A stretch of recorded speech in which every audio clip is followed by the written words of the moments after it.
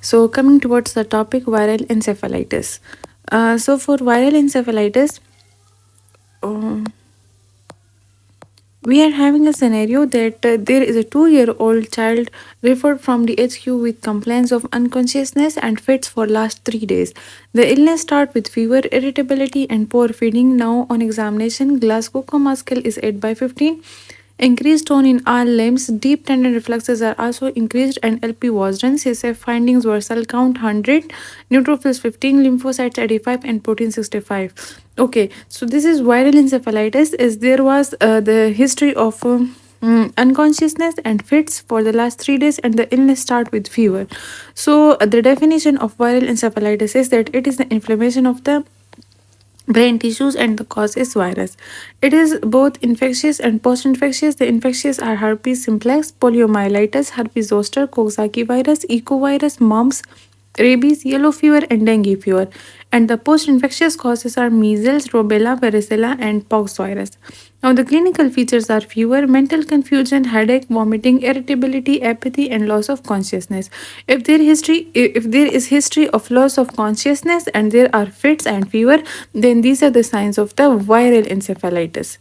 So these are the clinical features. Now the investigations that are done in this case are lumbar puncture, that is CSF analysis to exclude the bacterial and tuberculous meningitis. In viral encephalitis, CSF is clear. The moderate protein is elevated and the culture of CSF is done and PCR of the CSF is done. Virus isolation is done, that is, virus can be isolated from the CSF feces and throat swabs. CT scan and MRI is done, which is helpful in localizing the lesions in brain. EEG is done, which is large amplitude and slow waves. Brain biopsy is done for the diagnosis or to confirm. And antibiotic is done, that is serological testing for rising the titer. Blood counts are done to rule out the bacterial infections. Now, the management options for viral encephalitis is nursing care, that is monitoring vital functions, oral hygiene, and eye care. Anticonvulsants are given, that is injection diazepam 0.2 milligram per kg intravenously, or per aldehyde phenobarbitons are given. For cerebral edema, decadron injection 0.5 milligram per kg per day is given, and dexamethasone and mannitol is given. Antiviral drugs are given, that is acyclovir, which is a treatment of choice, and intravenous fluids are given, which maintain the fluid and electrolyte balance. Nutrition is provided, antibiotics are given, antipyretics are given, and the maintenance of the airway is done. So this is the general treatment plan for the viral encephalitis.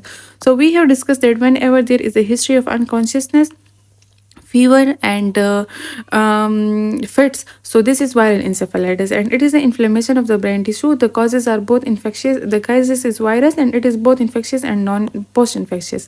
The infectious are herpes simplex, poliomyelitis, herpes zoster, ecovirus, mumps, rabies, yellow fever, dengue fever, and the post infectious are measles, rubella, varicella, and pox virus.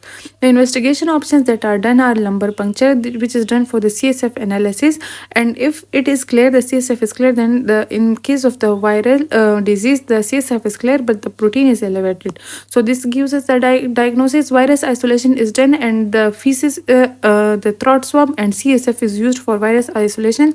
CT scan is done to localize the lesions in brain, and EEG is done for the large amplitude and slow waves. Brain biopsy is done for the confirmation of diagnosis.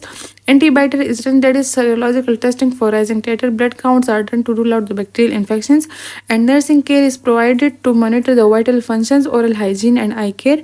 Anticonvulsants are given, that is injection diazepam and paraldehyde and phenobarbital. For cerebral edema, decadron injection is given, and antiviral drugs, that is acyclovir, is given. Intravenous fluids are given, which maintain the fluid and electrolyte balance. Now coming towards the next topic, that is meningococcal meningitis. Okay, we have studied the meningococcal meningitis. This is the scenario that is left. 4 years old girl came in emergency until history of fever and altered state of consciousness for last 2 days. Since morning, she has repeated attacks of generalized tonic-clonic seizures, and her pulses and weak 3D. She has marked neck stiffness, and there are a few pedicle spots. Okay, so for pyogenic meningitis, how we will differentiate it from viral encephalitis? In viral encephalitis, there will be only history of unconsciousness and fever and fits, while in meningococcal meningitis, there will be generalized tonic-clonic seizures, and also there are the signs of neck stiffness and pedicle spots on the lower limbs. Topic: Guillain-Barré syndrome. So it is an acquired acute inflammatory post-infectious or idiopathic polyneuropathy with symmetrical flaccid motor weakness and minimal sensory involvement, typically associated with raised CSF protein but no cells. The causes of GBS are Campylobacter jejuni, which is the most common, Mycoplasma pneumonia, cytomegalovirus, Epstein-Barr virus, Herpes Zoster virus, and influenza. What happens in GBS? It is acquired acute inflammatory, post-infectious, or idiopathic polyneuropathy with symmetrical flaccid motor weakness and minimal sensory involvement, and it is typically associated with raised CSF but no cells. The clinical features are that there is ascending symmetrical paralysis and there is no sensory loss and cranial nerve involvement. The stages are progressive stage, plateau phase, and recovery phase. The investigations are mainly clinical and the history of acute weakness, electrodiagnostic studies, electromyography, which shows the reduction in the recruitment, and CSF examination is done where elevated proteins with normal cell count are present. The differential diagnosis of GPS are acute transverse myelitis, epidural abscess, tumors, fibrocartilaginous embolism, and the cord compression, vascular malformation, cord infarction, poliomyelitis, and enterovirus. The management options are that first of all, general supportive care is provided, that artificial ventilation is done, and steroids are given, which are prednisolone 2 mg per kg per day for 2 weeks. Plasma is exchanged, that is plasmapheresis, and immunoglobulins for 2 to 4 days are given. The prognosis is clinical course usually benign and recovery within the 2 to 3 weeks occur. The tendon reflexes take long to recover. Now, the cerebral malaria is the next topic. That is, there is a scenario that 5 years old child presents with high grade fever for 3 days and he relies tonic-clonic fits for 1 day. On examination, he is pale and comatized and jaundice. He has marked splenomegaly. So, what is the diagnosis? The criteria for diagnosis, the differential diagnosis, and investigations. So, what are the clinical features? These are high grade fever, and there is tonic clonic fits and pain, comatise, and mild jaundice, and hepatosplenomegaly. So cerebral malaria is severe form of malaria which is caused by Plasmodium falciparum, and it is manifesting as coma, convulsions, or hemoglobinuria. The causes are Plasmodium falciparum, which is bites of previously infected mosquitoes, transfusions of the infected blood, and organ transplant and hypodermic cells.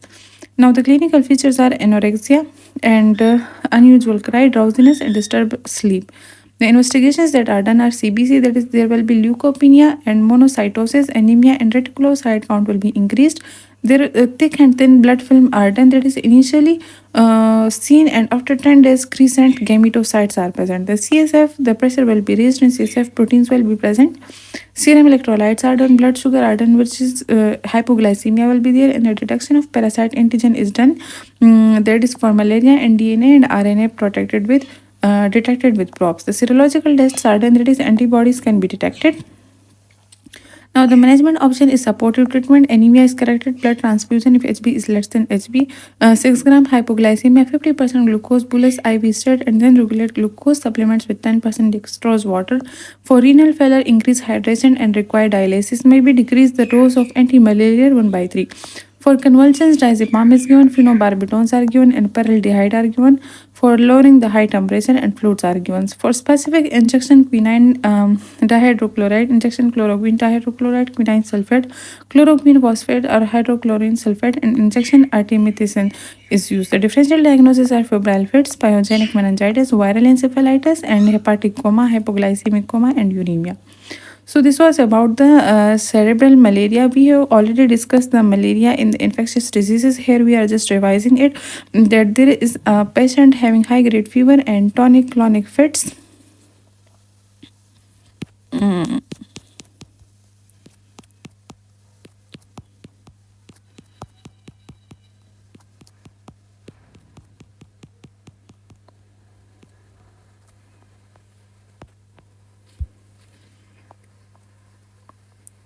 Okay, so there is a patient having tonic clonic fits, and he is comatized and jaundice and has mild hepatosplenomegaly. So these are the causes: Plasmodium falciparum, and these are the clinical features: anorexia and drowsiness and disturbed sleep.